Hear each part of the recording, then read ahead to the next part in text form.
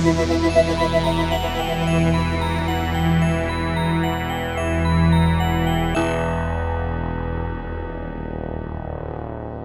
to Vintage Burn. I'm Kev. Hey, Marco. And Doug. And happy 2020 to everybody. We are recording this live tonight on New Year. So once this pumps out, it'll probably be over the weekend into next Sunday. So happy New Year to everybody out there. What did you guys end up doing for New Year? I went to a house party, which was pretty cool. A friend of ours in Somerville. It's a triple decker, and each floor is occupied by metalheads. So they have a basement show every year, and just chaos, debauchery, booze, and you name it. Oh, nice. And our friend's band Concilium played, Reckless Forest, another local band, and then they did the Merciful Fate cover set again that they did for the Halloween cover show, which was pretty killer too. I'll have to throw some of that video up from the actual Halloween cover show they did at Ralph's in Worcester, because they nailed it, man. They worked their asses off and they nailed it. Yeah, the guy that actually sings kind of looks like King Diamond without the paint. Dude, he does. Yeah, like a young ass King Diamond. I was watching some of the video; it looked pretty good. I did nothing. I drove people around, made money, and made a lot of money because me and Doug are going on 70,000 tons of metal in about a week. We'll be in Florida, living the high life in our shorts, your cut off jeans. Yeah, I'm jealous.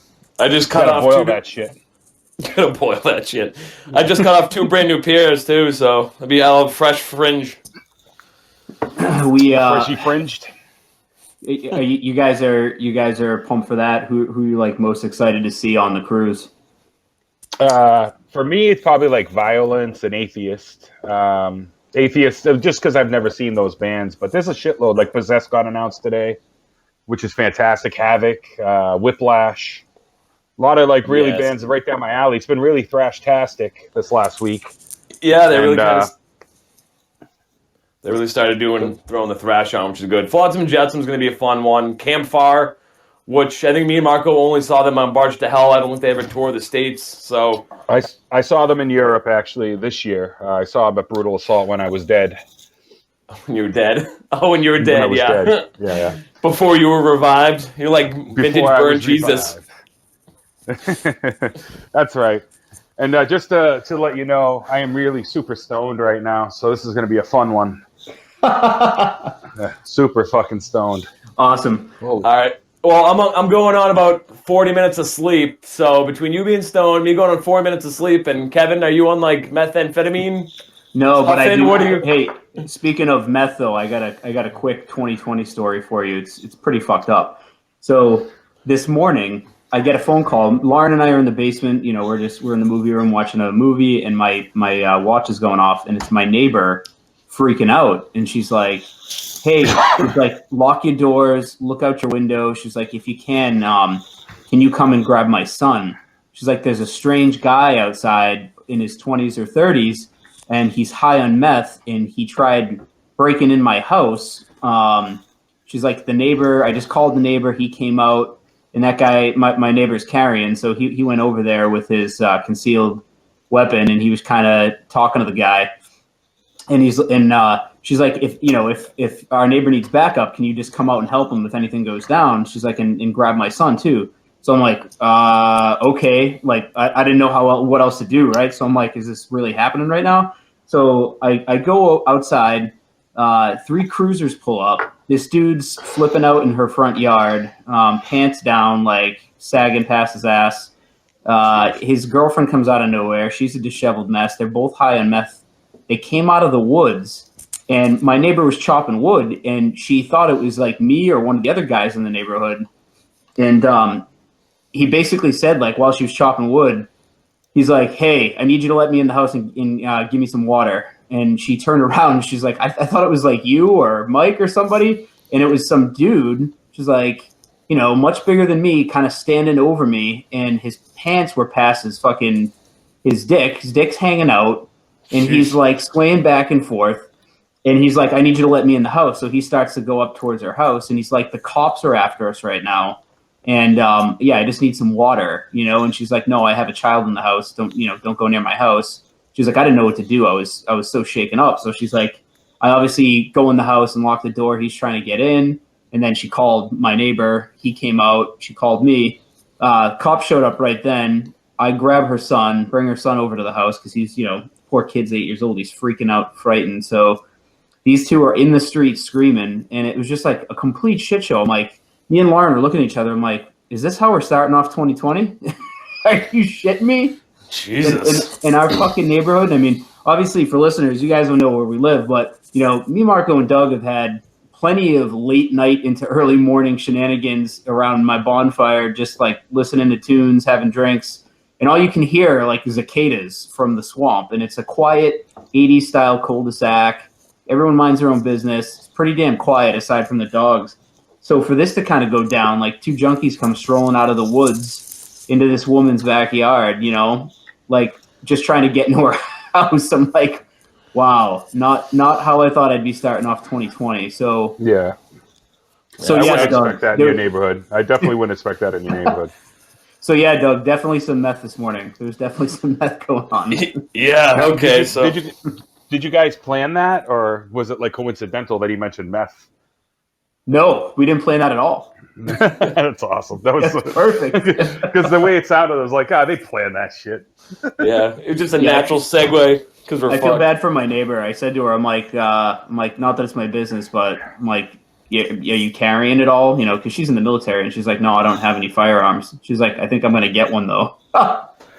Yeah, it's not a bad especially idea. With the kid. But... Yeah, especially with the kid. Yeah. Nowadays, poor kid was shaken up. He didn't know. I mean, he was in the house, like, just, kids just like, is my mom okay? I'm like, yeah, mom's all right, dude. I'm like, don't worry. I'm like, we got her. She's going to be okay. But I couldn't believe it. I'm like, holy shit, this is going down right now in our circle. This is crazy. So yeah, man. Yeah, New Hampshire's a fucked up place. As a matter of fact, last night, and this is not set up either, but I went up to Epping, New Hampshire on a ride. Yeah. Somebody needed a ride up there. And this dude, he was at a 7-Eleven. So I told him straight up. He called me on the phone and asked me how long it was going to be. I was like, 10 minutes. I'm just going to run into the 7-Eleven and grab a drink. And he's like, yeah, I got you when you get here, whatever. So he grabs me the drink. He's yelling at the counter guy. Tell him to go fuck himself. I guess the guy's giving him shit because he's been stuck there for like 2 hours. And the guy's giving him crap. So he's like yelling at the counter guy. I go outside. He opens the door, still yelling at the counter guy. I like the guy, though. He's cool. He bought me a drink. So he sits in the front seat, and we're driving. And he's like, yo, you mind if I hit some liquor? I'm like, yeah, we'll do whatever. It's dark. If I can drink it. He takes out this big handle of vodka. It just, like, chugs, like, a quarter of it. He's all fucked up. And then he convinces to tell me that he's going to smoke crack, shoot fentanyl, and all this bullshit. Anyway. So, yeah, I drop him off, and I'm assuming he just shot fentanyl and smoked crack. So, New Hampshire is fucked up. Yeah, man, it's just crazy because it doesn't matter what neighborhood you live in or, what your status is. It's just like the people just can come wandering like zombies, obviously, out of the woods from any part of town, and it's just scary. Oh, yeah. Lauren and I were thinking about it. I'm like, honestly, I didn't care. Like, I kind of laughed about it, but what if that was a kid that this guy came up to, with his pants around his ankles, like all methed out, I mean, some kids gonna see that, be scarred for life. Yeah, so, yeah, it could be scarred. So anyway, happy 2020 from New Hampshire. Jesus, I was around 60 sweaty metalheads in a basement last night, and that was the tamest of our 3 nights, or the last 3 days. I should say. My night was pretty tame. It's just this guy was a character, man. He was cool. He was actually pretty cool, though. I was talking to him the whole time. We had a good conversation, but in between stuff about the crack, that probably could have done without that. But hey, whatever. Marco, I love how you always see the positivity in people. It's like, I do. I mean, some people just have problems. He's a young kid with a drug addiction. I mean, the dude was like 21 years old. I'm a 40-year-old man, but I had fun with the dude until that part. That's hilarious. Whatever. Shit happens. Are we talking about a movie? Yeah, we are. This is perfect. We're in 2020, and let's drag ourselves to hell, right? Yeah, let's do it. Let's do it. So just quick synopsis on 2009's Drag Me to Hell. A loan officer who evicts an old woman from her home finds herself the recipient of a supernatural curse. Desperate, she returns to sea to try and save her soul. while evil forces work to push her to a breaking point. And you couldn't get any more direction from Sam Raimi on this movie. It's very Evil Dead. Oh, totally. Yeah. That's like, and you could see it like in the fight scenes and everything. I mean, just the way it's filmed, the way like even the demonic people sound like when they're talking. Everything is Sam Raimi. It's just so Evil Dead to me. Not as cool though, but still pretty Evil Dead. Yeah, there's a lot of he really kind of brought his style into this because he kind of got out of the game for a while. He did all the Spider-Mans and stuff, so he kind of got out of horror for a bit. So when he got back, I think he wanted to bring in these old tricks that he liked using. So which Spider-Mans did he do? He did the Tobey Maguire ones. No. Spider-Man's 1, 2, 3, the Tobey Maguire. Came out like the early 2000s. Yeah. The one with Kirsten Dunst. It's a good thing he came back to horror. Yeah, those weren't bad, man. The first two were good. I like those Spider-Mans. The third one was a shit show, though. Might have just been Tobey Maguire. I just didn't really like him as Spider-Man. Yeah, no, that's fine. Sucks. I mean, a lot of people say that, but I thought the movies overall were pretty good. I can't stand Kirsten Dunst either, so like as far as the main actors, I didn't like him either. But isn't it the movies themselves were fine? Yeah, that's like a Deadpool thing. Kristen, I don't know. I think it's Kirsten. I just remember I got corrected once, and I was like, I don't care. You know what I'm talking about? So it worked. After she did Interview with a Vampire, I couldn't watch anything that she was in after that. Oh, you fell in love with the young Kristen or Kirsten? No, I just couldn't look at her beyond that. I'm like, that's pretty much it for me. I can't see you as an adult now. Yeah, I'm not really a fan of her myself, but like I said, whatever, shit happens. And yeah, like I said, have you seen Deadpool, Doug? The second one recently, the first one not since it first came out. So yeah, there's a few Kirsten Dunst references. The cab driver says, actually an interview of a vampire, like a young Kirsten Dunst. I can't remember exactly what he says, but then he's like, Kristen? You know, so that's where that comes from. That's why it reminded me of. Gotcha. So it's a thing. It's a thing, yeah. And these weird pronunciations of names nowadays, but... All right, so 2009's Drag Me to Hell, which won Best Horror Film of 2009, which is pretty cool. Directed by Sam Raimi and written by him and his older brother, who's a doctor. Is someone eating mint? I think it's Kevin. Marco, stop moving around. Shame. So it got a 6.5 on IMDb, which is kind of interesting if you read like the scores. Like it's all 10s and 1s. There's like no 5s, 4, 5, 6s. It's all either 1s or 10s, and you can tell who like the Evil Dead fans are versus the kind of Spider-Man fans and all that shit. So the budget was, and this was a low budget for 2009 allegedly, $30 million and made $90 million. And then so. Starring the girl next door, Alison Lohman, as Christine Brown, and then Justin Long as Clay. And there's a few other familiar faces, but they're not really, mentionable, I guess. All right. Anything else to say before I dive in? Go for it, man. Let's do it. All right. So it starts out in Pasadena, California, 1969, at Mrs. Sandina's house. She's a medium. The frantic parents of a boy who was hearing voices, pulls up to a house in a truck. The boy claims the voices are getting louder and something is coming for him, and we found out he stole a silver necklace from a gypsy wagon. They tried to give it back, but they wouldn't take it, and he cursed. So she brings him inside. She tries to do a blessing on the boy, and an invisible force comes and busts open the doors, starts slapping everybody around, and I'm not gonna lie, I jumped, because when I watched this, I knew it was coming too, so I turned the volume down on my little speakers on my computer, but the jack wasn't in all the way, so the actual computer volume was at full blast, and I fucking jumped. I almost hit the ceiling. So the boy runs outside the room, and then he's thrown over the railing onto the floor below. Somehow he survives the fall, but it doesn't really matter because the floor cracks open, and a demon hand drags him to hell. So 3 minutes into the movie, and the title is producing for us. He was literally dragged to hell. And then it pans to Miss Sandina saying, "We will meet again." And then the floor closes back up. And that's kind of like how it starts. Kind of give you a little backstory on it. And that brings us to present day. So Christine, our girl next door, lovely woman, works at a bank, and she's kind of getting dicked around by her boss and the douchey new guy about this promotion they're both going for. Doug, she's reminiscent of somebody else that you're very fond of, isn't she? Who? Mrs. Gomez? No, not Mrs. Gomez, the toothless gypsy woman. No, not her. I'm talking about the lovely young woman next door. Oh yeah. Is that? Look, Selena Gomez is a great woman. She's a great actress and songwriter. Okay, who is of age and has been for over a decade now. I love that I didn't have to say it. You said, like, you automatically assumed that's exactly who I was talking about. Why do you think I watched this 12 times in slow motion? It's true. It is true. I saw her and I'm like, whoa, Selena? Nah.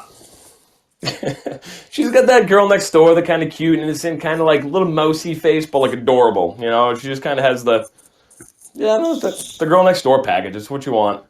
By the way, with movies, I honestly, when it first kicked open, opening credits, opening scene, and there was the subtitle. I believe they were speaking Spanish. Yes. See. Yeah, I couldn't. Yeah, they were. Immediately, I was like, "Oh, fuck me! Is this going to be a subtitle movie? Because this already looks badass." But I just can't. I can't handle subtitled movies or dubbed scenes or anything like that. So at first, I was like, "Oh, this is already a letdown. What the hell?" But then obviously it wasn't. So if that's something that throws you off too, it's just like a quick 5 minutes. No, I don't even think it's that long. But yeah, it's like the first few minutes of the movie. Yeah, it's not much. He gets dragged to hell literally like the 3-minute mark in, so it's just like the first. Yeah, it's quick. Yeah, it's quick. But you're right. It kind of sets the tone, and you're like, "Ah, shit, is the whole movie gonna be like this? It's gonna be weird." Yeah. But yeah, so it's a quick little thing there. You know, there's a few parts later on. But it's more for like theatrics than anything. So she meets Clay for lunch at his boring office job. She gives him a sweet standing Liberty corner. It's like corn porn for me. He puts it in a white envelope. Corn porn? Coin porn, not corn porn. Yeah, coin porn.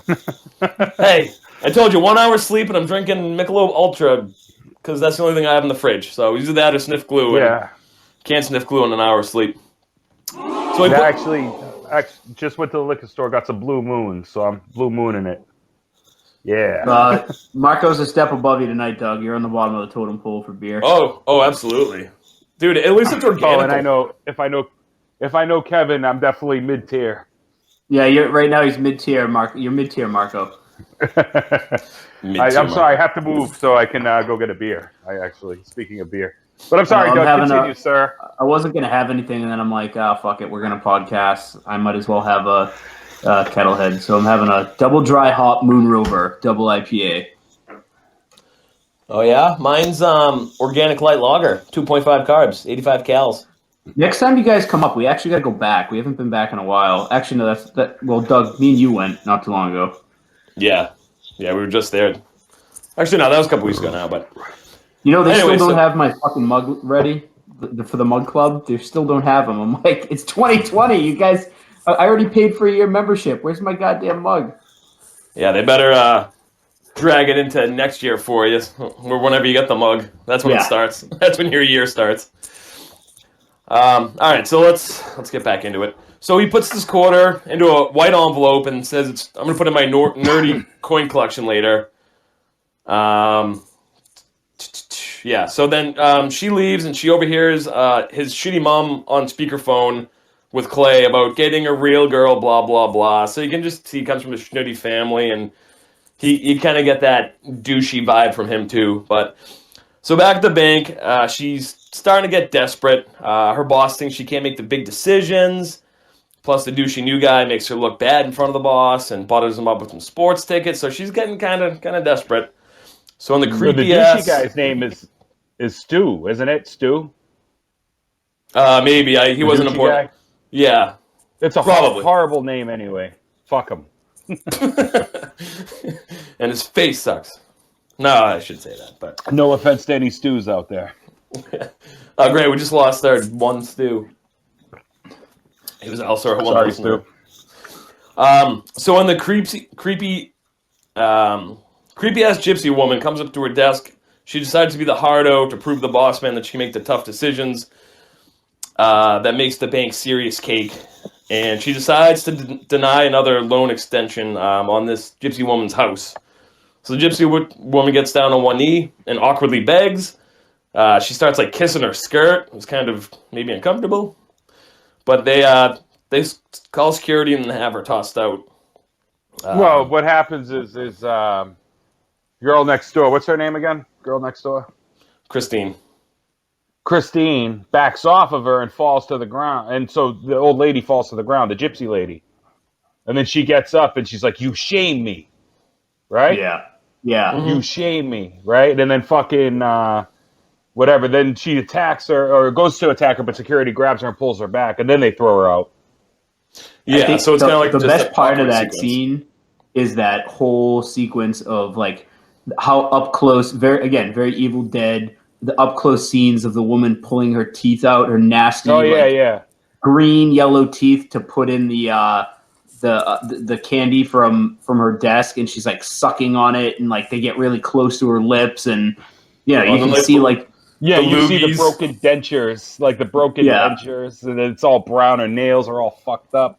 Yeah, and everything in her mouth, it's like ectoplasm. It's like weird fungusy, green goo that's coming out of her mouth. Yeah, and it's like dripping down, like almost like Reanimator style, like with the blood. Yeah. It's gross. I mean, it's a gross scene. It's supposed to make you uncomfortable. It definitely made my stomach turn. I'm like, God, this woman's nasty. And then her eye too. Her eye's a little bit off-putting. Yeah. If that's to say the least, man, it's definitely off-putting, man. She's got like a blinded eye, so it's all like, I don't know. How do you describe that eye? Like dead. It just looks dead. Is she looking at me? Which way is she looking? Yeah.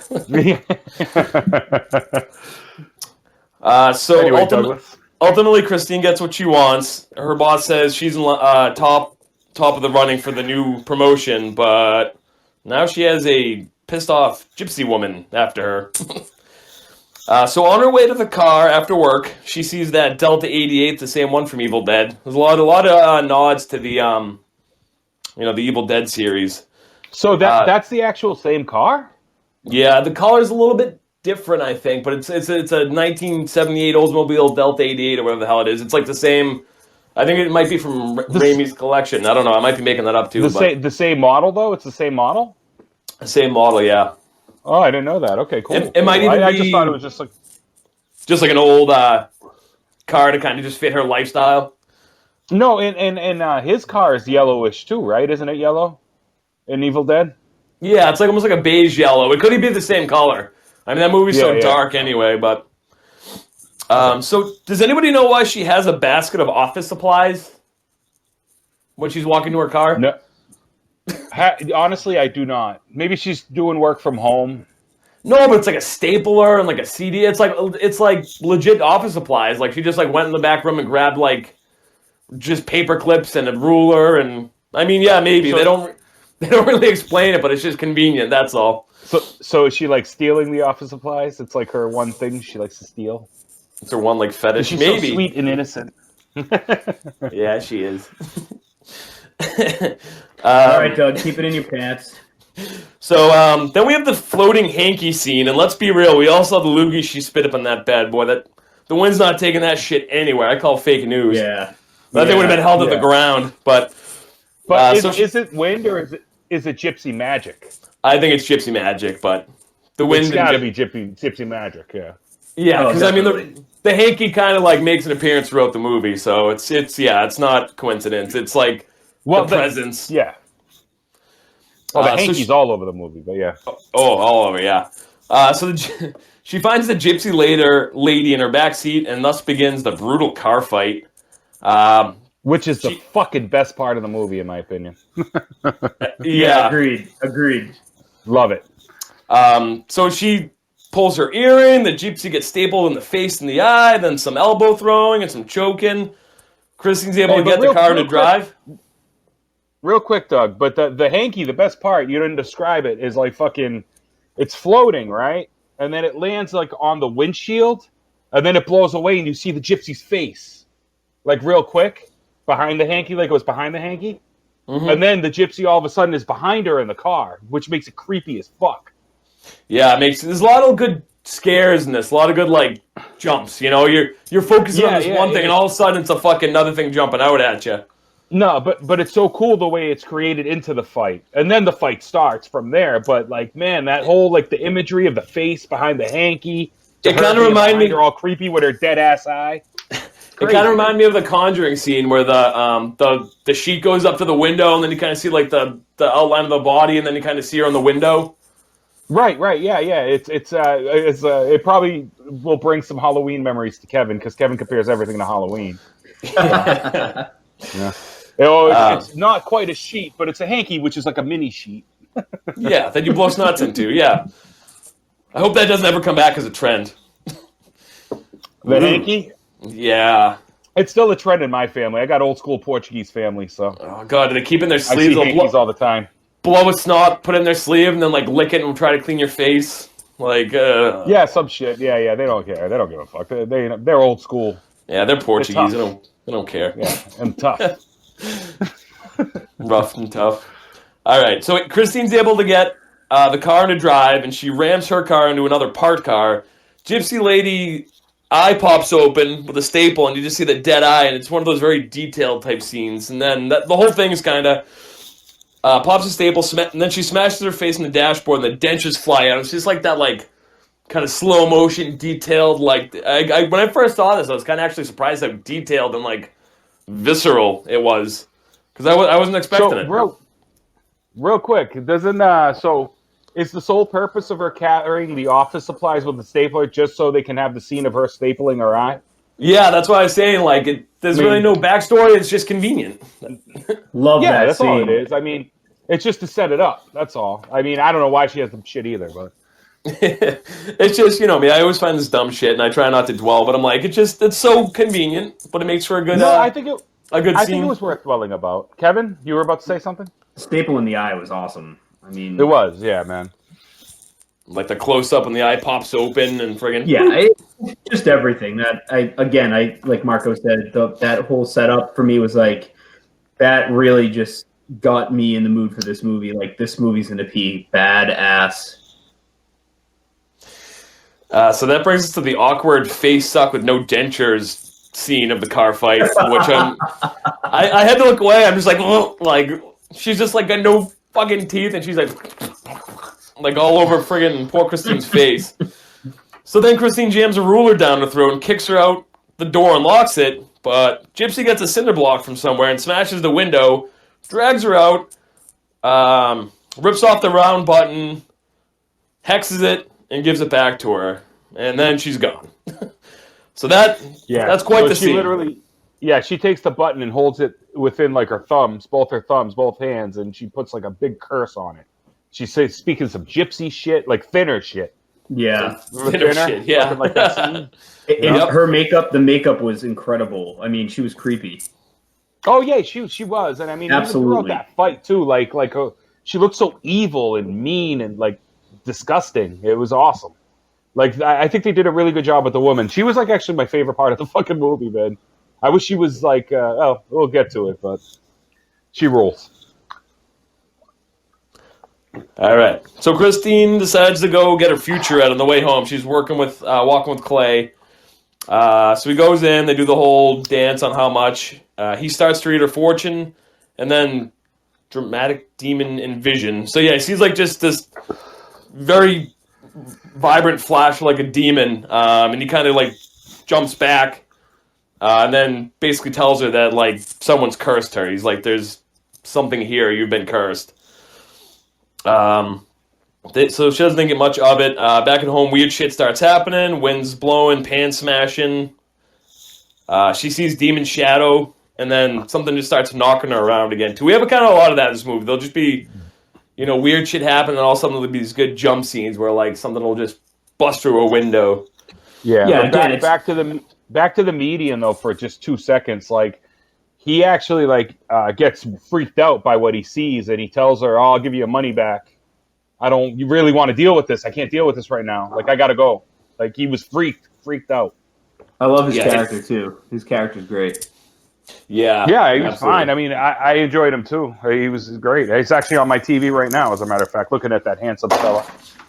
I think with all of the wind, like everything blowing through winds and, whatever, what would you consider it? Like the mysticism or probably mysticism of the movie and whatever, all of the earthly tones to it. I mean, that's like reminiscent again of what Raimi, like, just his back to his heyday of Evil Dead with the evil wind, right? We never know, right? In the fog. woods, the fog, the wind blowing through the trees. I mean, it's gonna get weird when the weather starts picking up like that. It gets weird. Yeah, the only tie-in I have with his Spider-Man movies is, like, I actually feel like Evil Dead's are really dark. Like, really, really dark, I thought, right? If I remember correctly, this movie seemed to be, like, really colorful, actually. With all the colors, like the bright yellow dress she wears late in the movie, and even the background, like, is very green. Very colorful, I thought, for a Raimi flick. I thought that was more reminiscent of his Spider-Man work. Good observation, Marco. Good observation. Yeah. Well, thank you, sir. I appreciate the compliment. All right, Doug, you're back. All right. So then she's sleeping with Clay, and they're trying to sleep it off, and then she has the fucked up gypsy maggot dream. And once again, I jumped for this one, too. She kind of wakes up, and she's just on top of her, and she, like, pukes maggots all on her face. Yeah, so that's pretty disgusting. That's the grossest part of the movie, in my opinion, right there. I hate that shit. Was... Really? Yeah, you thought that was the grossest part? I thought so. Just the way it looked coming out of her mouth with the maggots. I just don't like maggots, I guess. Like, maggots fucking skeeve me out, man. Yeah, I don't blame it. Every time they get in my trash in the summer or something, oh, man, I can't stand it. It happens. You know what I'm talking about. It's happened to everybody. Not me, Marco. I'm a vegan. Oh, dude. Maggots grow on meat. French fries. No, dude, it's gross. Like, I remember, like, at work and stuff, even though it's, like, not out in the sun or anything, you'll go to empty the barrel out, and there'll just be fucking a layer of maggots in the bottom. It's gross. From, like, coming out of, like, a can of Denti Moore soup. Yeah. Doug's being a pretentious vegan, though. It's not like he's always been vegan. He's been vegan for, like, 2 years. I was born vegan. I told my mom no to breast milk because it's fucking. Did she get your consent? Did she get your consent when you were a baby, Doug? Did she get your consent? You pretentious douche vegan fuck. She never asked me when I was 2 days old. Sorry if you heard that. Preferred. So that brings us to the fucked up projectile blood puke scene in the bank. She's the douchey guy. She's supposed to be teaching him protocols and shit, and then all of a sudden she just starts seeing the gypsy hand in the desk, and she kind of freaks out on him. Then all of a sudden her nose starts bleeding, and then she just, like, projectile vomits blood like a fire hose. And nobody really seems to be too concerned. He's worried about getting in his mouth, the boss. Yeah, and that's also an awesome scene, because that shit just sprays like a fire hose. You're right. It just comes right out. And it's just awesome, man. She holds, what is it? She holds her mouth and it comes out of her nose. Yeah. Yeah, it's just awesome. And then I love in the very next covers scene. Her mouth, not holds, covers. Yeah. In the very next scene, you see her, like, have, like, a little white tissue, and she's, like, tapping her mouth, like, like, trying to, like, wipe it out. But it's like, you'd be covered. If you, like, were vomiting blood like that, you'd be covered in it. Not just, like, a little... Oh, yeah, man. I don't know, but it was also, and it was comedic, though. It wasn't, like serious. It was very comedic. It was funny. No, you know what it reminded me of? Once again, Evil Dead. Remember when, like, he's shooting the holes in the wall, and all of a sudden the fucking just starts blowing blood like a fire hose? You know, it's yeah. I mean, it's definitely enjoyable. It was just, I forgot how many good little scenes there were, like, this throughout the whole movie. Kind of like these little it'll be kind of just, dialogue, and then all of a sudden it'll just be something like this, and it kind of gets you back into it. Honestly, yeah, me too. The art department killed it in this movie. That's one thing we never really cover in depth. Would probably be good for some of these movies is the credit that needs to go to the art departments, like painters, prop makers, standby green men, plaster foremen, laborer, all sorts of, like, random people that are probably in movies that we all love. I don't even know if the Raimis or anybody else used people from those original movies. I can probably try to take a look, especially with the props. Yeah, there's probably some. I know Raimi liked to, like, he actually offered Bruce Campbell a role in this. I don't know if it was a major role or just like a little cameo, but he was too busy with Burn Notice and he turned it down. So you can tell he likes his, I think Bruce Campbell's been in almost all of his other stuff or most of it. Yeah. So he kind of like. He was the ring announcer in the original Spider-Man. When Spider-Man goes to wrestle for the money so he can buy like a car or whatever. Yep. And Macho Man's Bone saw that part anyway. Yeah, I wonder if he's in the other two, but I read that like he's in most of his stuff. So you can tell he likes his old he likes his crew, he trusts them. So I wouldn't be surprised, Kev, if he like the effects, whoever the effects person is with all these. Yeah, if we brought them back on board. Yeah, that's actually, some of the movies it's not even worth getting into, but this one where there could be a lot of like connections, it would be a good one to look into. No, who's also like that, and I just have to bring him up because he's like the greatest fucking director of our time, is Quentin Tarantino. He constantly reuses his actors, and I'm sure he reuses his crew. I know he's reused like several of the composers too. Yeah, that makes sense. Mm-hmm. He's the man. Anyway, I just had to bring that up because I love Tarantino. Everything you just said just reminded me of Tarantino. You just say you love feet? That's why you love Tarantino? I actually hate feet. That's the one thing I don't have in common with Tarantino. I don't like my own feet. I hate everybody's feet. We're going to have to look at a lot of feet in Florida coming up. Yeah, There's going to be a lot of open toes. We're going to be on beaches. There's going to be sandals left and right. I got to not look down too much. Yeah, just try to look at butts and back of heads. That's all. All I'm going to be looking at is butts everywhere, dude. Butts. All dudes too. All dudes. No, dude. The cruise will surprise you actually. Like most metal shows are like 75% dudes or 80% dudes.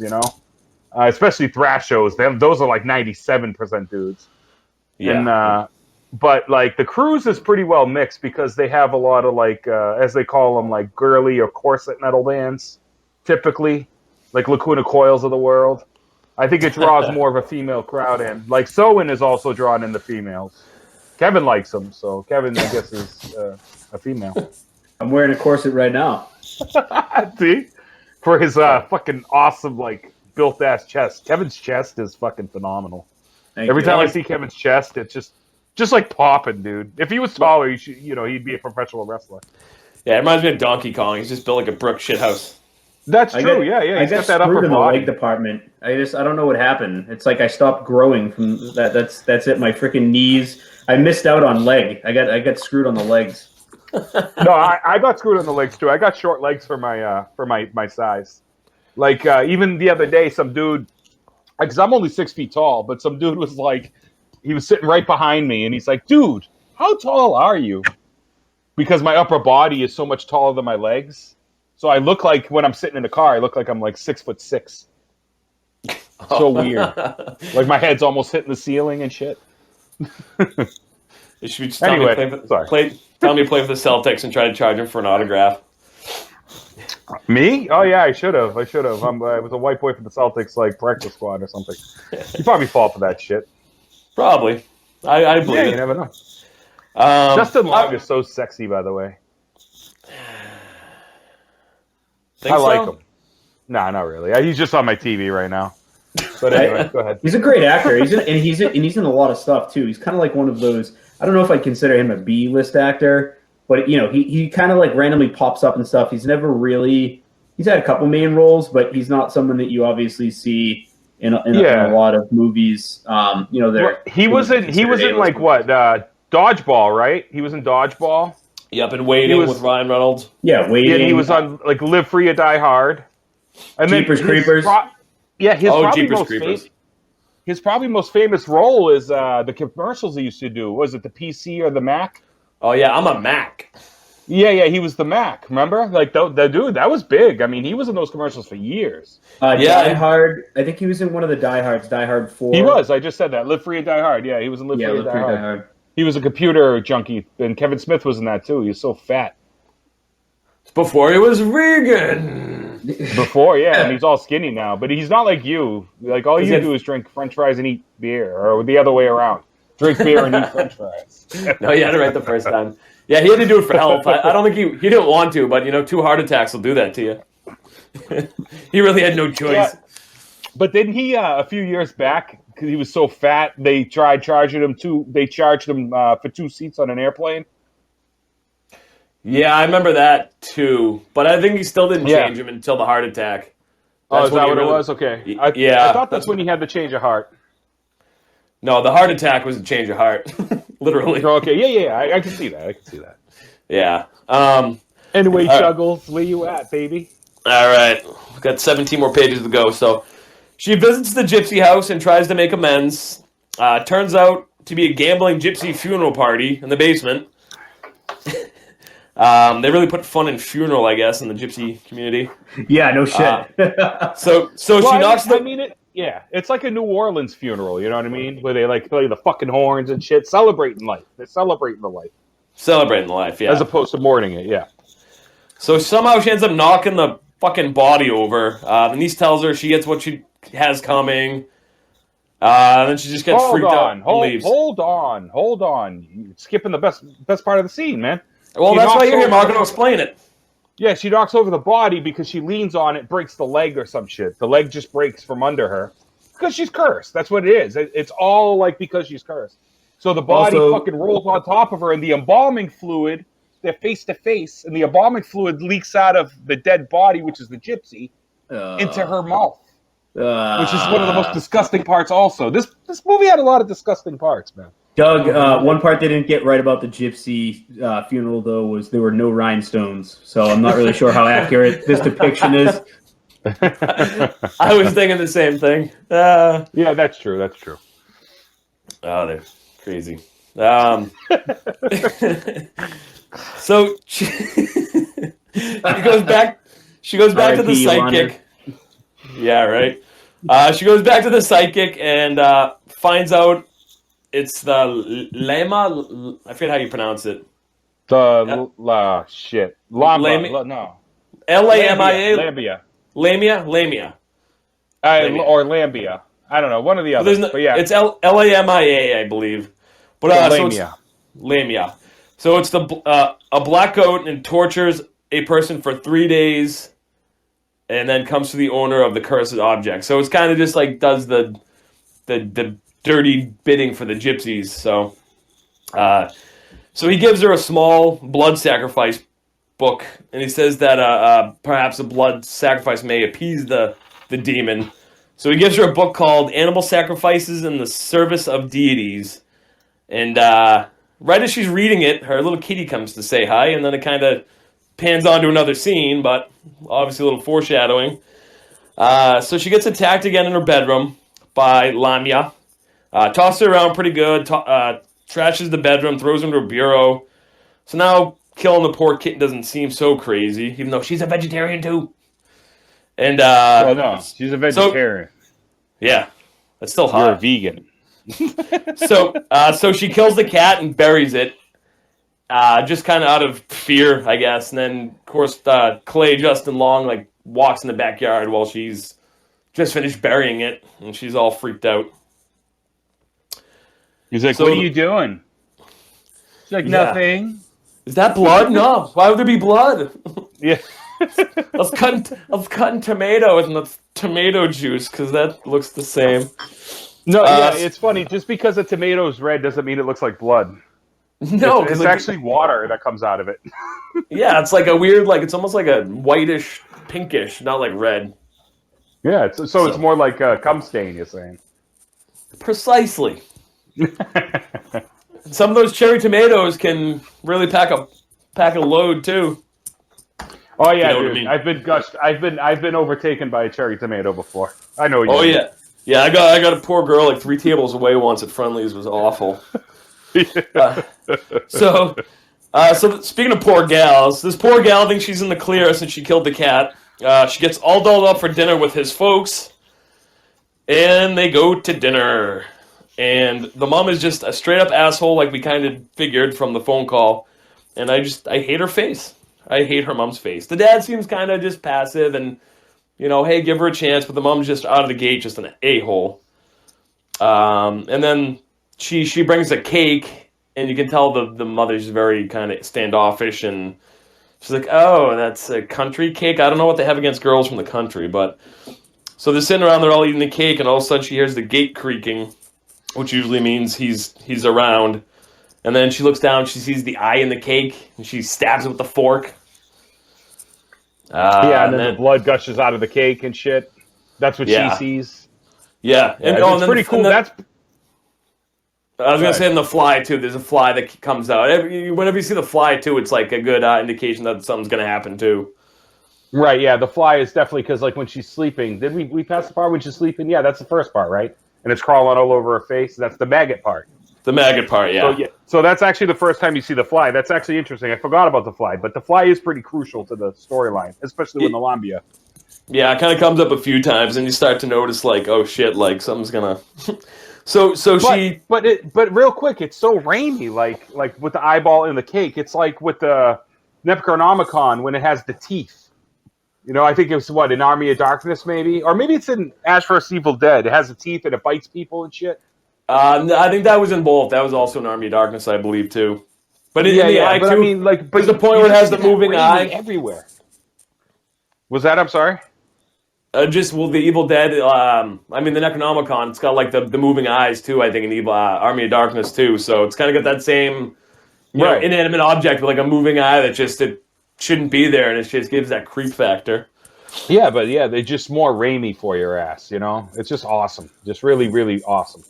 Yeah, it's funny. The first time I watched this, I didn't know it was him, so I didn't make all these connections, and then I found out and I watched it again, and I'm like, holy shit, how did I not? You know, it's like no wonder I like this one so much, because it's got all the feels of the shit you watched growing up, you know? Yeah, but, I feel the same way as you, Doug. When I first watched it a long time ago, probably when it came out, like 10 years ago or whatnot, or 11 years ago now, I don't think I realized anything about it. Like, it didn't really stand out to me. I remember the Gypsy Woman. That's what really made me remember that I saw this movie. Gavin? Really, none of that clicked with you that you would have thought it was like Evil Dead? Well, I've told you before. For me, I'm not really a big horror fan. That's right. Okay. No, that makes sense. That makes sense. This podcast really is the horror. Like, I was more into this podcast, honestly, for the metal part of the segment that we do, because that's what I'm more in tune with. But, like, honestly, in doing this podcast, it's made me 100 times more interested in horror. And I'm actually, like, learning, the differences between different styles of horror. It's great. It's actually really good for me. I love doing it, and I'm actually enjoying watching movies. And I've been watching horror movies on my own time now. Not even just the movies you review. Like, I've got really into the Reanimator series. I just discovered there was a third one. I had no fucking idea. Best part about horror is it's always been open to social issues, and it's always been inclusive of different things that have been going on within time periods that other genres never wanted to open up to, and it never got the fucking credit it deserved for like breaking barriers to, like, with Final Girls and everything. All the feminist crap we're getting now. It's like, dude, we've had Final Girls since the 60s and 70s. What the hell are you talking about? Women not being strong. Yeah. I mean, I noticed that, like, obviously, like, growing up, the big series is like Halloween and Friday the 13th, Nightmare on Elm Street. I've seen all that shit, but it was more getting deeper, like this podcast has brought me deeper. Granted, I saw Evil Dead beforehand, too. But I don't think I liked it as much until we started really doing this podcast. And now Doug, you need help with that beer? Huh? Doug, you need help with that beer? Getting that beer out of the fridge? Sorry, they're all glass bottles. I tried being stealth. You know what, too? It's funny. Speaking of Final Girls, I mean, this is a clear case, right? You've got this main female character, which was different for a Raimi horror because he's used a lot of Bruce Campbell, and now he's got a female lead that he's using in the same style of Bruce Campbell. She's getting fucked up. It's kind of, there's a little bit of comedy to the way that she's getting injured and dealing with certain situations, but it makes complete sense. I mean, it's the same treatment that he would give his male lead character, and I love it. Like, absolutely love where he's gone with this so far. Yep, agreed. So back to dinner. She hears the goat wings. Goat wings. She hears the goat, wigs out, and throws a glass against the door, and that's pretty much the end of the dinner. And he tries to chase her, and the mom's like, "Don't follow her. She has problems." Yeah. which I'm like, Jesus, typical like fucking stuffy white lady. That dinner date's over. There's no coming back from that. Yeah, absolutely. So she goes back to the psychic. He tells her that she must try and talk to the entity and to plead for her life. And he knows a lady who can help, but it comes with the price, $10K by tomorrow. Because she's only got really 3 days if it's a true lamia. Torture you for 3 days and then come for you. So it's kind of time is of the essence. And she's about on her second day now, right? If I had to guess. Or is she on her third day? No, she's on her second day. Second day, yeah. Yeah. Okay. So she asked her boss for an advance, but no dice. She finds out that she didn't get the big file, or they didn't get the bank didn't get the big case that they were working on. That another bank somehow ended up with it.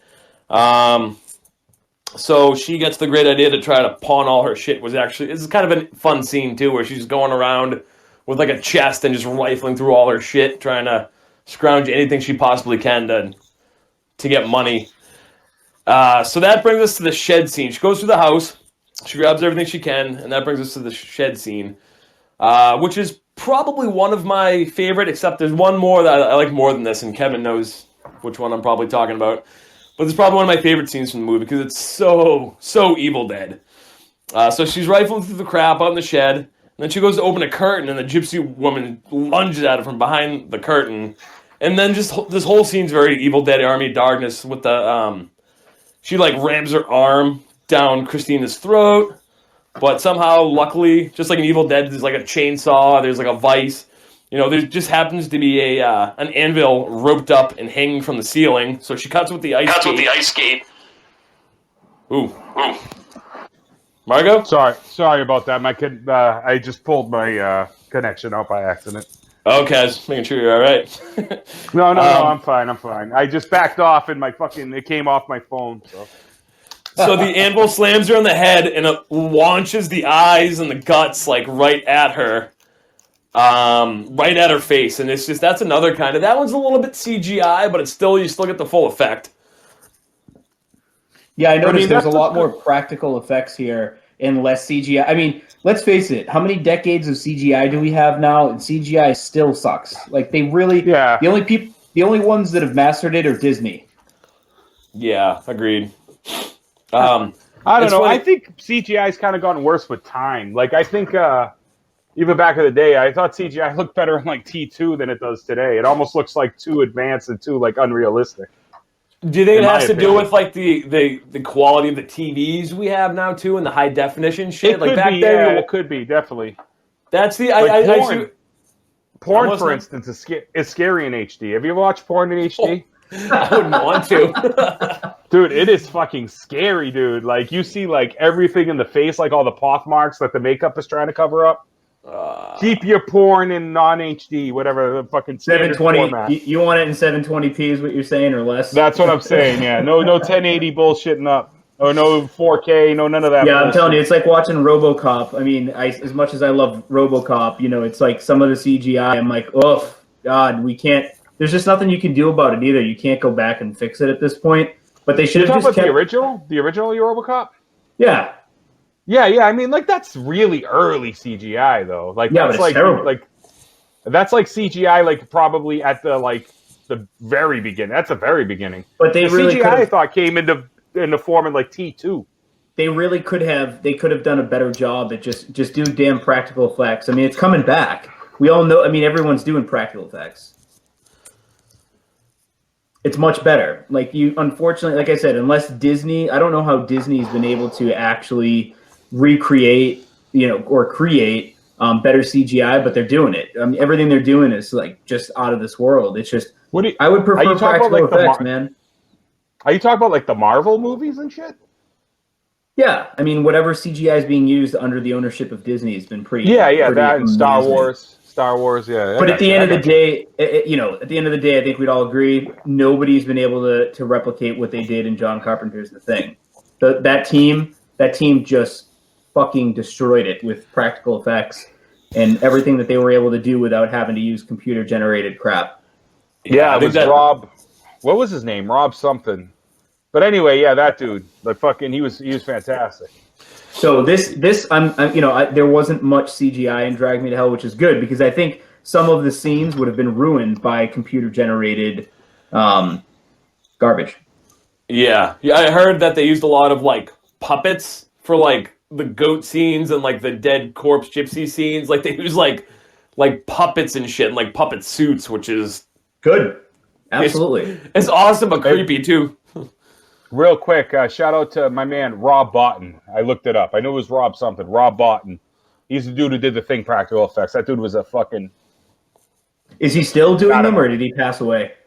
No, I think he's alive. But I remember when we did the Thing, which we did earlier in our podcast, probably a fourth or fifth podcast, maybe not even.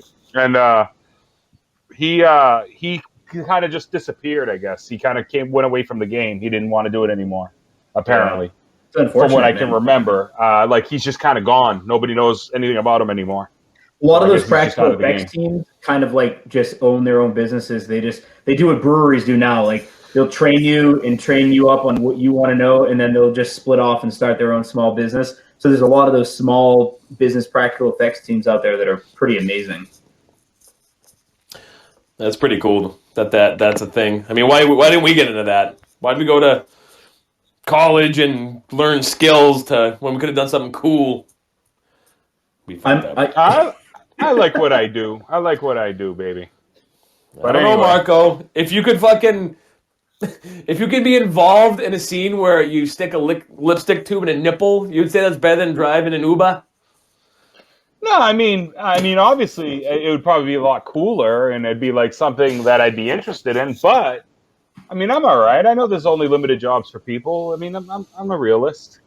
Okay. I don't know. I'm about a year. That's my standing in life. I'm about a year away from I like Kirk Douglas and what is it, Man on the Edge, or what's that movie? Falling Down. Yeah, that's one of my favorite movies ever, dude. One of my favorite fucking movies of all time. That's a great movie, by the way. You know, when you're a kid, you don't understand, but then when you're an adult, you're like, oh my God, I know exactly what this guy is going through. Like, yeah, no, I totally get it. I mean, I would never react in his way, but I totally get it. I get why he would be definitely. Oh, and real quick, dude, just because I pulled up Rob Botton while I was just sitting here. Rob Botton actually did Humanoids from the Deep, Douglas. Oh, we need to do that one. I would love to do that one. Yeah, that's a quick fun one. Yeah, it's a quick fun one, but I don't know if Kev will be into it. But I do Humanoids from the Deep. I do all day. It is a bit 80s horror cheese. Is that like cheesy horror? Not the cheesiest. Totally. I mean, but it's cheese. It's cheese. It's cheese. Not like it's full on. Literally 1980. Yeah, there's a lot of like. This was like the fish bestiality movie before like The Shape of Water.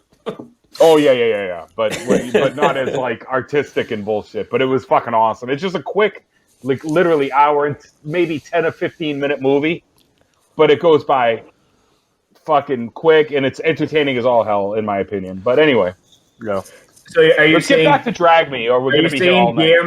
Guillermo del Toro pulled a 1980s Metallica Oscar instead. Pretty much, yeah, absolutely. I actually never seen a Guillermo del Toro movie. I got to watch more of his shit. I got to get into that. Yeah, that's one his shit was always tough to find. That's why I was like, all right, well, George A. Romero's sitting right here. I'm going to fall in love with his shit, because it's accessible. And the best metal album goes to Jethro Tull.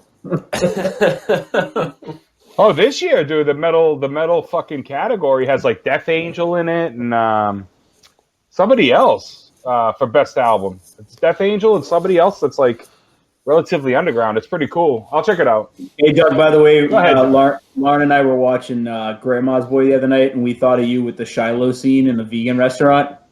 Got a lovely shot of wheatgrass. All right, Guy Blow. Yeah. It's Shiloh. God. You fucking assholes. We're not hurting anybody. He's like, you are sweet. Oh, yeah, that's a fucking classic, too. I love Grandma's Boy. That's like right up there with Beer Fest. If I had to choose, I don't know, man. That'd be a tough one. But, all right, we should probably go back to the things. We're not doing the thing. We All just right, had talk a about segue. Christine hits up the pawn shop. I still have 17 pages to go. Christine hits up the pawn shop, and the dude offers her like $4,000, and she needs 10. So that's 3,800. 38. dude. I rounded it up. I don't. Fuck you, Marco. No, I'm just saying. I just remember. I just literally watched that part like right before we went on. But $3,800. I know. I was afraid if I said 3,800, I would. You'd be like, "Oh, you're getting too detailed, Doug." So I just rounded it up to 4K on my paper. You're not, dude. You're not nearly detailed enough. But it's okay.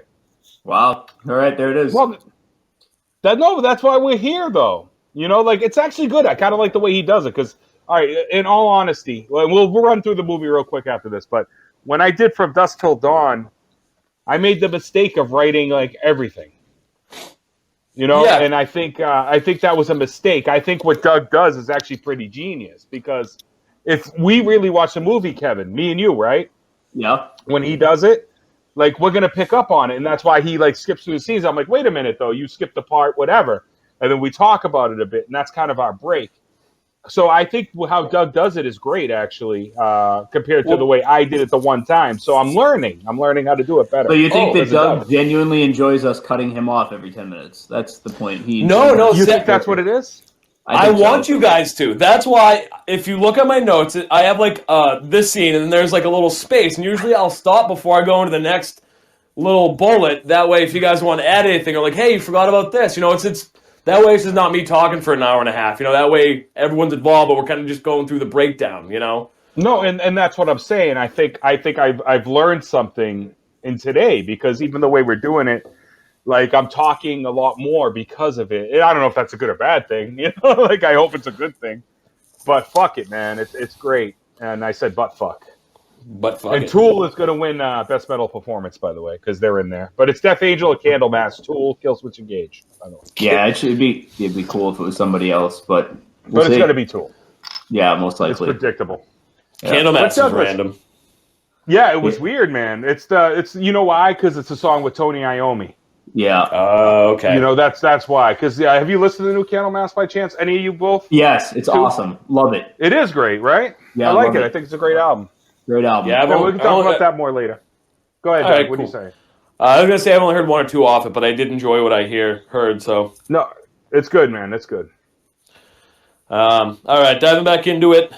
So she leaves the pawn shop, and she obviously doesn't have enough money. So we find out Clay's not a total douche, and he kind of gives her the money. He went and paid psychic dude. I can't remember his name. Something weird, but something in English. Yeah. Yeah, it's like rule. I don't know how to. I don't want to butcher it. That's why I keep calling him the psychic. Yeah, it's nice. The psychic's good. So they show up back at the median's house from the beginning, Sandia, and she wants to try and summon the demon and destroy him. Basically, she's got a personal vendetta because of the boy that was taken at the beginning. You know, so she's got a personal vendetta on top of trying to help Christine as well. So they're all sitting around a table, and then all of a sudden they just drag a goat in, and of course, you know, being the vegetarian, she kind of gives him the look, and he just shakes his head like, do you want to die, or, you know, you're going to let this goat die in your stead, so they sit around the table, drag a goat in, they plan to trap the demon goat and good goat and kill them both, so obviously more Evil Dead vibes, too, when they start the seance and you see shit kind of getting tossed about and the curtains move and you see this like crazy evil laugh. It's kind of reminds me of like when the hand's running through the house and it goes in the walls and you just hear like these weird creepy laughs and then and that's the scene where Sam Raimi actually played a cameo as one of the ghosts. The psychic dude was trying to explain that like sometimes there's just some ghosts hanging by the door that get in, and so all of a sudden it looks like Disney's Haunted Mansion. There's just like people, you know, from the Victorian era all around, and she pretty much tells them to get the fuck out. And then the Lima possesses the median, possesses her, and like Marco was saying, she has the same voice from the Evil Dead when she's talking in his, you know, from his perspective. It yeah, has man, very, it's like, awesome. Yeah. No, it's awesome, and that's what I noticed like right away in that scene, man. Is like the Evil Dead parallels, and everything is Evil Dead. Everything, the way it's filmed, the demons' voices, this whole scene is Evil Dead fucking to the max. Yeah. Which is which makes it I think that much more enjoyable once you kind of know. That's the thing I think why the people either gave it 10s or 1s. It's like I think they were either looking for complete Evil Dead or they wanted something new. It's just the ratings as far as people's actual ratings just cracked me up. But so she's possessed. She's pretty much trying to kill Christine. He wants to take her now. So she puts San Mendes' hand on the goat's head, and it possesses the goat. And the goat starts calling her a whore, you bitch. Which I love fucking, the goat. Yeah, fucking. So her little helper boy, who had one job, she told him when the goat gets possessed, kill it. And he fucked up his one job somehow. What's he get bit? Does he get bit in the hand? And he drops He drops the sword. So he has one job, screws it up. Yeah, he gets bit, and now Lima possesses him. He chases Christine around and then pukes out a cat, the cat that she killed. The medium vanished. You know what's cool though, Doug, is like literally like it's cool like how as soon as he gets bit, he churns into like the Evil Dead demon, right? And it's just fucking. I don't know, man. It just reminds me of everything like of in that cabin. Like everything that happens in the scene makes me think of that cabin, right? And then the cat coming out. It's a cute little cat. Looks like my cat when I was growing up. I felt bad for the cat. I did too. Absolutely. Yeah. Poor cat. Poor cat. But anyway, the Evil Dead parallels are fucking insane. Kevin, you have anything to add? You're always good with this shit. No, I like what I'm hearing. I'm just gonna let you go with it. You're fucking just nice. That means he wasn't paying attention. All right, so the medium banishes him back to hell, and then she promptly dies right after. So she kind of collapses, and then the ambulance comes, and she must be thinking, so do I get my money back? Since so R-H-A-M is his name, Rayam. I'm going to go with Rayam. Rayam tells her that the goat was not killed, so she still is fucked. The Lamia is still coming for the owner of the cursed object. So he says that he just banished him from the seance. She didn't defeat him, so she's still fucked. So Clay drops Christine off after the ordeal with the gypsy. Clay drops Christine off after the ordeal. When a gypsy, she sees the gypsy, and then he slams on the brakes, and it's just like an old man yelling at her. But it kind of causes this commotion. So he slams on his brakes. She loses her envelope and the pile of shit he has on his front seat. And then, so I know some of the details seem frivolous, but they all kind of add up in the end, obviously. Mm-hmm. So she's in a bind. What does she do with the cursed button? She can give it to someone, but then she's basically sentencing them to life and hell, so it's kind of right, but it's that moral dilemma though, and that's what good, fuck it, get rid of it, give it to somebody else, give it to some other asshole. Yeah, right, but it's like what she faces throughout this movie, it's a moral dilemma, when she kills the cat, for instance, earlier in the movie, it's one of those things, she will never kill the cat, but as soon as she gets the Lambia appears to her and scares the shit out of her, she kills that fucking cat. So she's just trying to think of people. It's like a moral dilemma. No, this person's too good. And I love that part of the movie because, I don't know, man. It's just awesome. She obviously doesn't have a list like Steve Buscemi, all right? She needs to get a fucking list going so that when shit goes awry and she needs to take out some people, she's got the list right behind her. She can just start crossing names out on the board. With lipstick? Yeah. Man, I'm glad I called that guy. So she's sitting in the diner, like Marco was saying. She's sitting in the diner, and then she's looking around, and she kind of threatens the waitress with it, you bring the coffee, I'll give you a tip, that you'll regret, and then she looks over and sees this sick old man who's gonna die anyway, and she kind of starts walking over, and then she sees this elderly wife come over and sit down with him. So she's like, what the fuck? Like, who can I give this to? And of course, she's still mad at the coworker. Love that scene. Yeah, it's kind of like heartfelt, because she's human. And all of a sudden, she's like, irrationally like, hey, I'm going to go, and this is my way out. And then, like, the feelings come back, and she gets kind of grounded again. So she calls the coworker, tells him, basically blackmails him, say, I know what you did. I know you gave that file to the other bank, like, get down here, or I'm going to, like, tell the boss everything. So she was going to give him the cursed object, but chicken's out. Yeah, man. I mean, again, like, she doesn't want to kill anybody else. I mean, like, she's just a fucking regular person. I think I'd feel the same way. I don't know.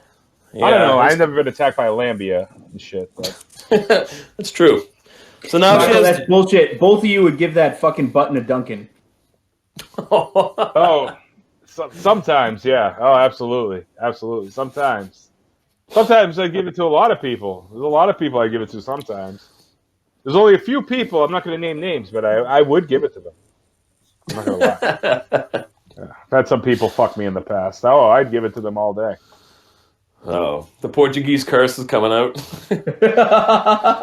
Yeah, that's what we do, dude. Portuguese are known for curses. Yeah, you and your hexes. I used to have a hex sign in my house growing up. French-Canadian fucking square-faced bitches. I just pictured you, like, mouthing somebody's, like, face, Marco, with your...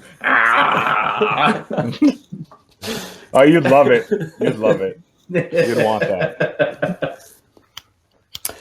So she's sitting at the restaurant still, and she sees the newspaper. She sees the obituary for the old gypsy woman. So she has the bright idea, maybe I give it back to her, because she can rot in hell. She's evil anyway. So Ram researches it and gives her his blessing, says, yeah, that she's dead, but, her soul lives on, so as long as you give it as a formal gift, it should be legit, so she got to get exhumed. We're leading up to my favorite scene in the movie, Kevin. Yeah. So, all right. So I know Marco's going to yell at me for not including this because I didn't put it in the notes. But there's another hanky scene where she's driving and the hanky ends up on the windshield again, and then she puts her windshield wipers on and it goes away, but it gets sucked into the car vent, and then all of a sudden it shoots out the vent and starts like gagging her or whatever. And then she gets out and it tries going down her throat and like consuming her and choking her. Yeah, then that's when the hanky's like 8 feet long. I feel like she's pulling it out, like, but it's not long enough. I don't know. It's weird. Yeah, it's comical. You know it's supposed to be a comical gag, right? Yeah, it's supposed to be for comic relief. It's like it's literally a comical gag, like at a circus when the clown keeps pulling the. I see what you did there, Marco. Yeah. You caught it. Thank you, sir. I appreciate it. It's a legit comical gag. Because she's gagging. She's gagging, yeah. Yeah. I'm sorry, Kevin. So she goes into the cemetery, digs down to the grave, and has one last sexy fight with the dead gypsy. You heard me. Opens, so it's a long scene, but I kind of just paraphrased here, but my favorite scene in this whole scene, my whole favorite part, is when she opens the mouth with a shovel, sticks the envelope in there, and then fucking kicks it shut. It's like all of a sudden, it's like, yeah, she's become like a badass. She just overcome all this, and she dug a mean hole. I mean, I've been digging trenches my whole life. That was impressive, even though it was fresh. Yeah, dirt. And the water filling in from all sides of the grave, and I mean, it's just it's a amazing scene altogether. It's powerful. It's beautiful too in a weird way. It's just very dark and very just like the whole ambiance. Yep. Yeah, is there is a I guess when she tries very poltergeist. Yes. Except instead of real skeletons like in the Poltergeist, they use floating rocks. They used foam rocks for props, and when they fell into the water, they were like floating. And I guess you can see them. I didn't notice, but I read this later. So you can see floating foam rocks just kind of in the water. But yeah, so then big cross falls on her, which, all right, I'm not going to get into the details, but, this lady was buried, like, a day before. How is there already, like, a cross there with, like, ivy growing on it when it's been there for, like, a day? And I'm pretty sure the one that falls on her is a different one that they show. The first one's stone, the second one's, like, a metal one. But, like I said, I'm not going to get into the nitty-gritty. But, so she almost drowns, but then she comes up. So she's in the clear now, right? So... Right. Exactly. So she's, in this whole scene, I'm not trying to be perv, but it's a nice scene if you know what I'm talking about. So she, at the end of the scene, she gets out and she's kind of like washing off in the rain. That kind of like fades into her in the shower, and she hears the phone ring. Gets great news from her boss that the coworker got fired. Pretty much tried blaming her for everything, and he called him out on it. And he confessed and started crying. Blah blah blah. So she's got the job. She thinks she's on fucking cloud 9. So now she's off to the train station to meet Clay for the big trip, and they're supposed to be going to a cabin in the middle of like nowhere, and supposedly that's another nod to Evil Dead. It's the okay, obviously. Yeah. So she's walking by this nice little boutique, and she sees this gorgeous coat, and she has to have it, because she's on top of the world. So she meets Clay at the tracks. He asks about the new coat. He asked about the old coat. She said she tossed it, and now he tells her, "Oh, that's too bad because I found her button, and I think you have my quarter." So he's telling her. She's realizing that the quarter and the button got swapped. And he's more worried about the quarter than anything because he doesn't know what's going on. He didn't know what really happened. So she's kind of backing up onto the tracks, saying, "Oh no, oh no." And then she falls on the ground, and the train's coming at her.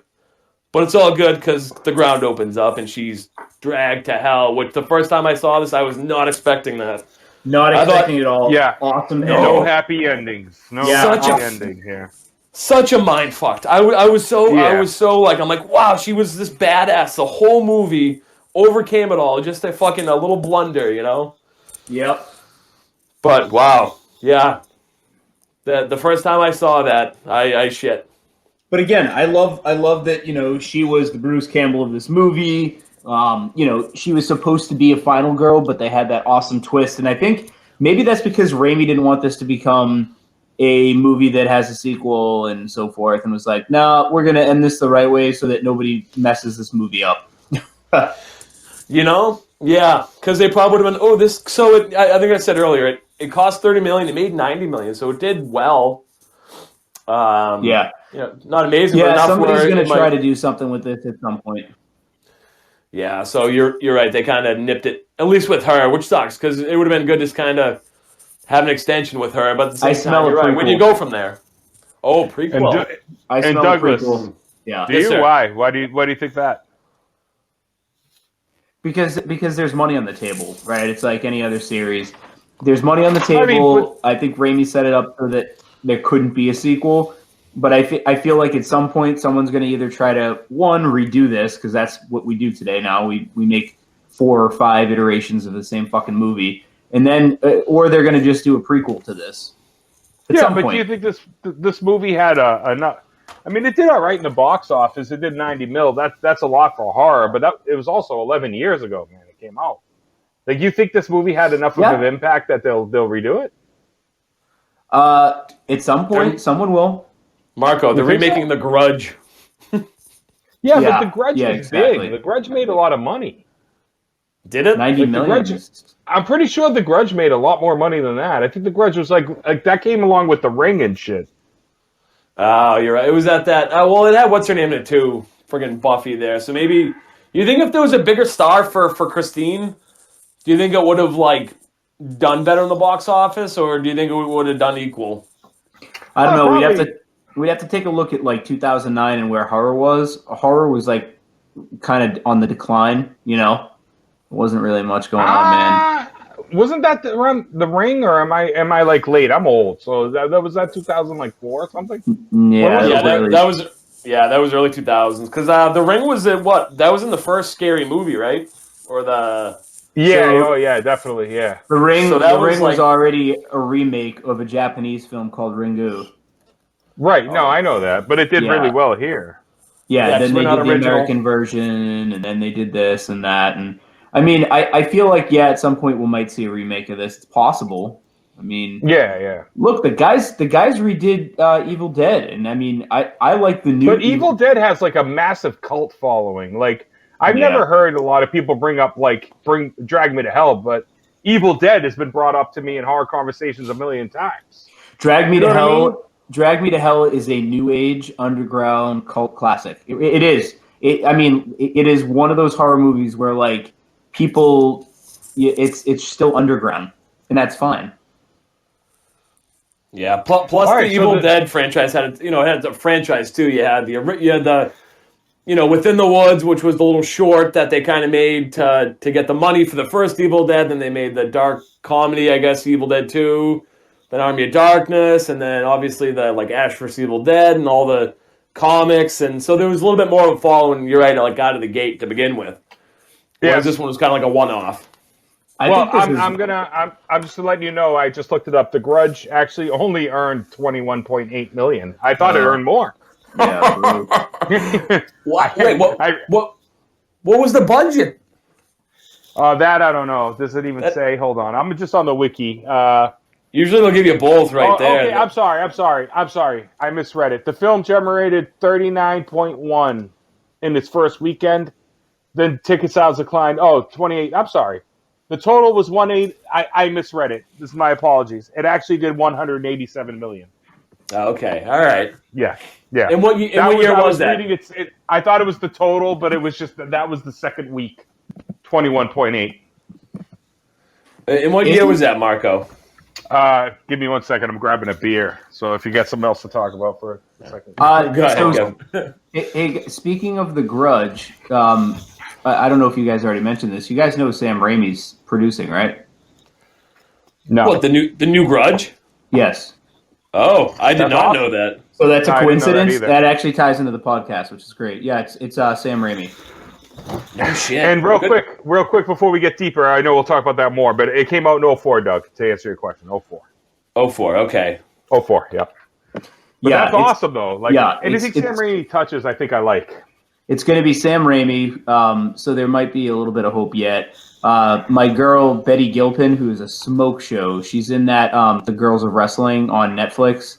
She's the Glow? One. Yeah, she's in Glow, man. I love that show. You ever watch that show? Oh, I fucking love that show. Yeah, she's my lead girl. She's my lead, awesome. the lead blonde in Glow. Betty Gilpin. Yeah. Oh, she's smoke show. Yeah, she's going to be in it, and then our girl Lynn Shay from the whole series. Wow, I'm forgetting the series. They did 4 movies. Lynn Shay, you guys know who I'm talking about. I don't. My God, I can't believe I'm drawing a blank in this because I love this series and a lot of people don't love it. Was it a Netflix series or a... No. Lynn Shay, I mean, I obviously can't show you right now, but she's been in hold on, give me a second here. Insidious. She's the psychic medium in the Insidious chapters. Oh, Magda from Magda from Jesus. Yeah. There's something about Mary. Something about Mary, so she's going to be. And she's Kingpin. She's like with the tongue. Yeah, Lynn Shay. Lynn Shay. Okay. So she's in the. It's funny. She's in the decline of life. I mean, she's 76 years old, and they did a lot of the Insidious movies as fast as they could because they really. I mean, she drew in the crowds with her performance and her in her part in the movies. So they wanted to keep busting them out with her whilst they still could. And here she is in 2020, and she's already in the. I mean, she's just crushing it, in her career and the later half of her life. It's awesome. Yeah, she killed it in the 90s though too. Did she? Oh yeah, man. That's when she was on like I already mentioned Kingpin, and there's always something about Mary. And she was in other shit, but she had these bit parts where she was super fucking hilarious in the movies. It's like, how we were saying earlier, how certain directors and writers kind of cast the same people. I think those are both Farrelly Brothers movies, right? Kingpin and Something About Mary. Yeah, Farrelly Brothers. Yeah, absolutely. Farrelly, yeah. Farrelly. Doug, will you stop unwrapping candy? That's not me. Yeah, that's not me either. I think honestly, I just pick up from the headphones and stuff. Yeah. Doing live, it sounds different to me. It sounds good though. I can hear everybody. Oh yeah, it's clear. Awesome. It's very clear. But I think it has sounds. I think if you're moving a bit, it'll have a sound just because you're moving. We're always. I think all of us are always getting up. I bet you Doug has taken 3 pisses throughout this podcast. Nope. I got 1 beer and I'm candling it right now. I do have to pee though. So. Oh, I took one. Right. I took one already. Hey, I think we should wrap this up. We've been on air for a while. We've had a couple listeners join us live tonight. We want to thank everyone who's listened in. We got a lot of awesome things coming up. Hopefully everything sticks, but we've got some great rock and metal interviews coming up. We should be interviewing guitarist Jim Dofka at some point in the next couple months. Has a major announcement, new record coming out. Somehow got a hold of the legendary bassist Rudy Sarzo. And Rudy told me to reach out to him in late February. So we're going to try to get Rudy Sarzo on the podcast. If you don't know who he is, just legendary with the band Quiet Riot since the beginning. Friends with Randy Rhoads. Played on a couple of Ozzy's live records. Dio. He was in Dio Disciples. And he's just done so much throughout his career. So that would be massive for us. And yeah, I mean, those are the two things we're going to try to concentrate on for interviews coming up in the next 2 months. Other than that, the guys are headed to a cruise in how many days? 3. Yeah. Like vacation starts at 3, but the cruise is on actually the 7th. We're recording on the 1st. So January 7th is the cruise. Man, I'm hoping we can do some things. I think me and Doug, we're going to be on the cruise together, so we're going to try to think of innovative ways to really make a couple videos, maybe do some shit. Dude, and, we got honestly, I'm going to try to set up, if I can, and I run into people. I mean, on the boat, you run into the bands constantly because there's no backstage. I'm going to try to set up a few interviews while I'm on the boat, talk to people, maybe try to get something, even if it's like 5 minutes of their time. And just do like a quick little couple questions or something. Me and Doug are gonna, convene and talk about this. We have 3 days. Awesome, awesome. So, that's gonna be awesome, guys. And look, reflecting back in 2019, we had over 1.3K downloads from Podbean. Very successful first year for us. We're in several countries outside of North America, which is awesome. More than what we expected. I mean, it's just 3 friends that get together and shoot the shit about horror that we're watching and talking, metal. And so it's more than what we could ask for. It's starting to pick up. This year, I think for all of us, we're going to try to concentrate, maybe get some merchandise out there, some stickers, some cool other things, maybe a t-shirt or something. And everything will benefit and support the podcast and our addiction to craft beer. So, I mean, it's all going to go right back into the podcast. So it's going to be very cool to see what we can accomplish this year. Again, a couple cool interviews hopefully are going to land and continue in this year, and more to come from the guys. All right, sound good? Yeah, man. Let's get that YouTube presence up. I think it's time for YouTube. Yeah, I think that's a good idea too. We'll have to figure that out a little more. So I have some segments that I'm thinking about, but we will talk about that in person. I want to get some ideas out there, but I think YouTube's going to be a thing for us this year. Marco, I think it's going to start with me and Doug on this cruise. If we do YouTube, that means you guys are going to have to start wearing pants when we actually podcast. No YouTube, man. Then. Fuck it. I'm out. All right, on that note, obviously we want to thank our one sponsor right now, Dark Candles. We're going to try to work on some other things this year. Our boy Keith McCoy in Ireland, who does a phenomenal job with our intro. We've gotten a lot of compliments from people on the intro that we have. So thank you again, brother, out there, Slancha. And I'm Kev. Marco. And Doug. Thanks for joining us on episode 1, season 2, Vintage Burn. See ya. Don't run with scissors. See you next time, sunburnt.